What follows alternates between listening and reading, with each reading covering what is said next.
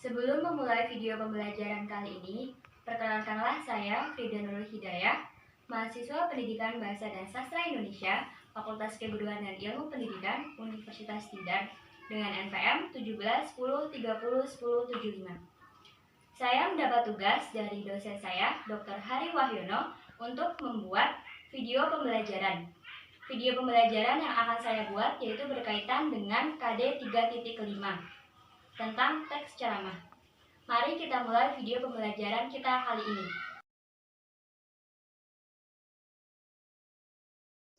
Assalamualaikum warahmatullahi wabarakatuh. Sebelum memulai pembelajaran, marilah kita berdoa menurut kepercayaan kita masing-masing. Berdoa dimulai. Berdoa selesai.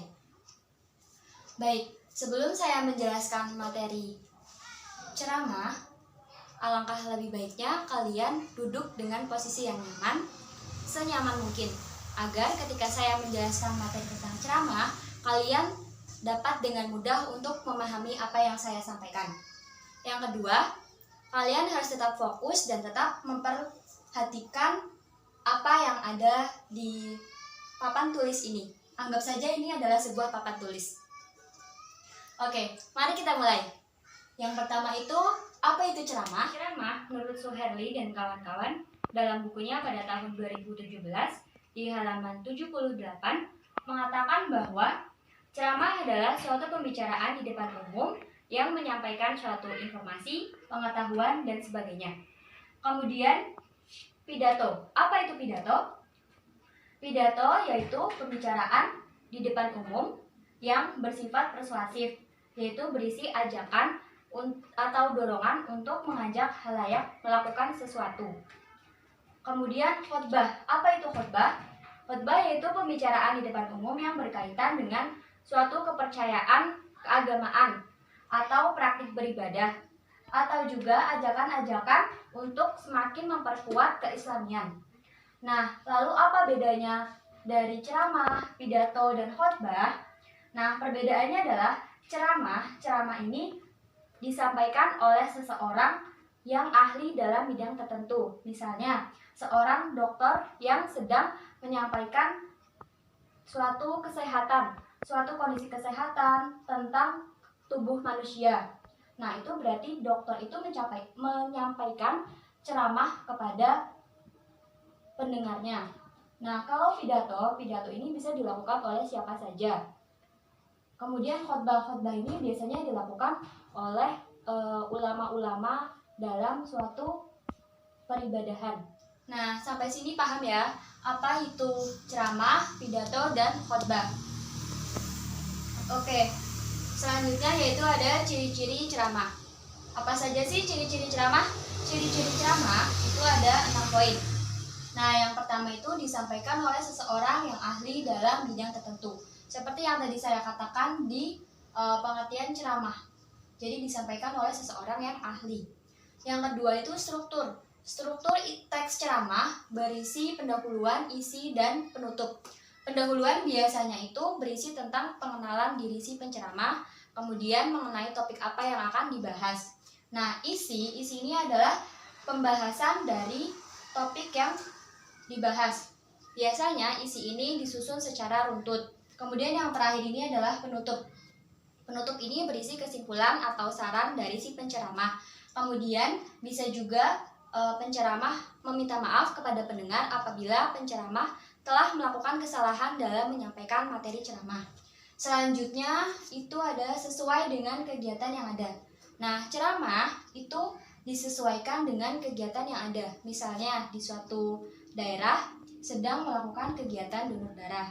Nah, penceramah berarti adalah seorang dokter yang menjelaskan tentang apa itu donor darah, lalu syarat-syarat untuk pendonor darah seperti apa, caranya bagaimana, manfaat donor darah seperti apa. Itu berarti si penceramah atau si dokter ini menyampaikan sudah sesuai dengan kegiatan yang ada. Nah, selanjutnya yaitu ada objektif, jelas, dan benar. Nah, materi yang disampaikan oleh si penceramah itu harus objektif, jelas, dan benar. Data-datanya harus valid. apa yang disampaikan itu harus sinkron, harus benar. Lalu ada tidak akan menimbulkan pertentangan di masyarakat. Nah, ini berkaitan dengan poin nomor 4. Jika datanya tidak objektif, jelas dan benar, maka akan menimbulkan pertentangan di masyarakat. Nah, jika objektif, jelas dan benar, maka tidak akan menimbulkan pertentangan di masyarakat. Jadi, sebelum penceramah melakukan ceramah, alangkah lebih baiknya penceramah itu harus mencari data-data yang valid, yang benar, sehingga tidak akan menimbulkan pertentangan di masyarakat. Kemudian yang terakhir itu ada bahasa yang digunakan mudah dipahami.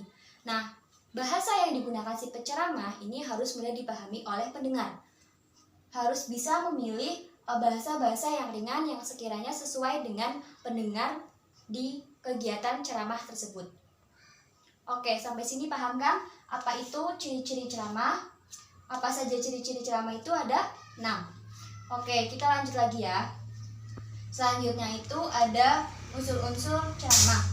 Apa saja unsur-unsur ceramah? Unsur-unsur ceramah itu ada 3, yaitu yang pertama penceramah, yang kedua pendengar, yang ketiga itu materi.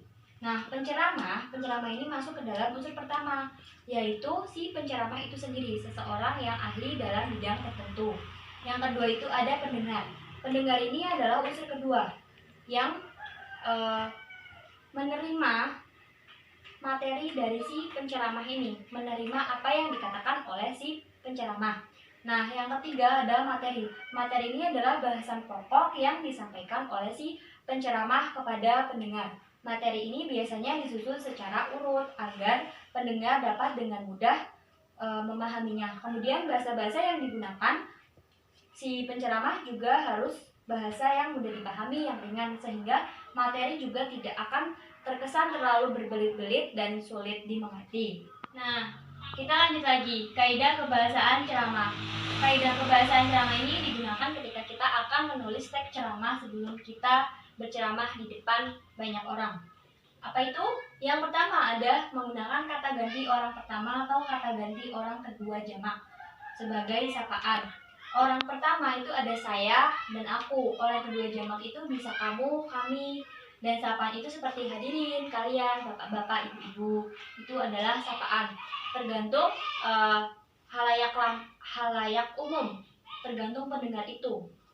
Lalu yang kedua ada menggunakan kata teknis atau istilah yang berkaitan dengan topik yang dibahas, yaitu istilah-istilah khusus dalam suatu bidang.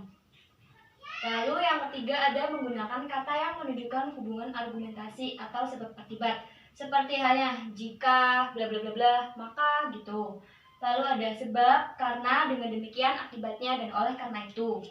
Selanjutnya yang keempat ada menggunakan kata kerja mental.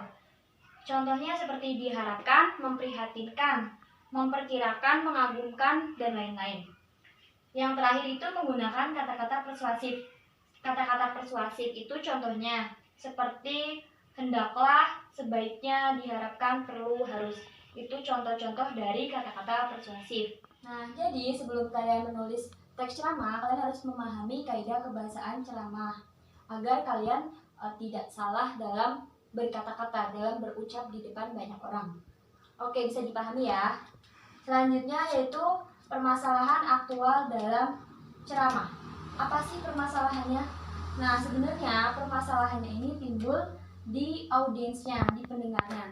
Jadi ketika si penceramah itu menyampaikan materi, ada beberapa pendengar yang mengatakan bahwa oh ini penting buat saya. Nah, tapi pendengar lain ini nggak penting buat saya.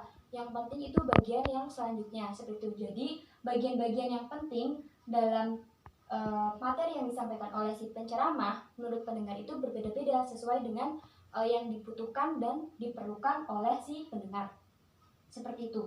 Kemudian ada contoh teks ceramah. Contoh teks ceramah itu saya ambil dari buku Kokasih. Nah, saya akan bacakan. Saya sudah meringkas walaupun banyak sekali, jadi saya ringkas juga. Saya akan membacakannya.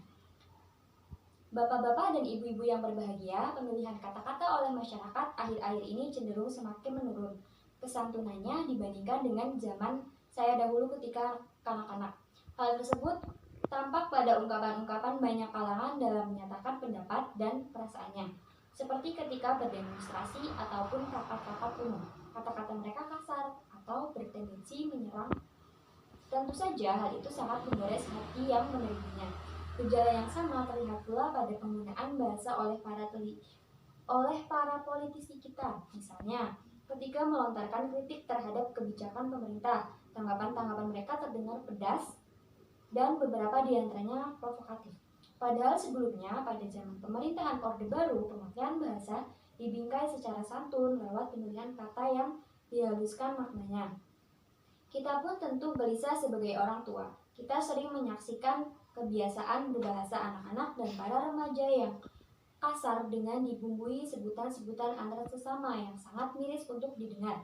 Fenomena tersebut menunjukkan adanya penurunan standar moral, agama, dan tata nilai yang berlaku dalam masyarakat itu. Ketidaksantunan berkaitan pula dengan rendahnya penghayatan masyarakat terhadap budayanya. Sebab kesantunan berbahasa itu tidak hanya berkaitan dengan adat pergaulan yang berlaku dalam masyarakat itu. Penyebab utamanya adalah perkembangan masyarakat yang sudah tidak menghiraukan perubahan nilai-nilai kesantunan dan tata krama dalam suatu masyarakat. Misalnya, kesantunan atau tata krama yang berlaku pada zaman kerajaan yang berbeda dengan yang berlangsung pada masa kemerdekaan pada masa kini. Kesantunan juga berkaitan dengan tempat. Nilai-nilai kesantunan di kantor yang berbeda dengan di pasar, di terminal, dan di rumah. Oleh karena itu, pendidikan etika berbahasa memiliki peranan yang sangat penting. Pemerolehan pendidikan kesantunan berbahasa sangat diperlukan sebagai salah satu syariat dalam beragama. Dengan kesantunan dapat tercipta harmonisasi pergaulan dengan lingkungan sekitar. Penanaman kesantunan berbahasa yang sangat berpengaruh positif terhadap kematangan emosi seseorang. Semakin intens kesantunan berbahasa itu dapat ditanamkan, kematangan emosi itu akan semakin baik. Aktivitas bahasa berkaitan erat. Kemarahan, kesenangan, kesedihan, dan sebagainya tercermin dalam kesantunan dan ketidaksantunan itu. Berbahasa santun seharusnya sudah menjadi suatu tradisi yang dimiliki oleh setiap orang sejak kecil. Anak perlu dibina dan dididik berbahasa santun.